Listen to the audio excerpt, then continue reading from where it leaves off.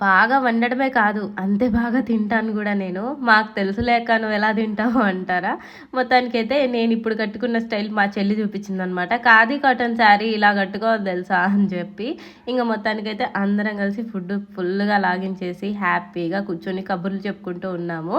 అయితే కడుపు మంటగా అనిపిస్తుందని చెప్పా. ఎందుకంటే ఇప్పుడు పలావ్‌లోకి చేసిన చట్నీ ఏదైతే ఉందో మంది స్టైల్ చట్నీ అని చెప్పాను కదా! పచ్చిమిరపకాయలు ఎక్కువ వేసి చేశాను. నేనే ఎక్కువ తిన్నాను కారము.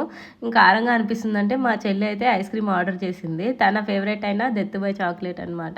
ఇది తినే విధానం డిఫరెంట్ ఉంటుంది తెలుసా? నేను చూపిస్తా అని చెప్పి అనింది. నాకు తెలీదు కాబట్టి నేను ఇంట్రెస్టెడ్‌గా వీడియో తీశాను. మీకు తెలిసుంటే ఓవర్ యాక్షన్ వద్దు అని చెప్పకండి.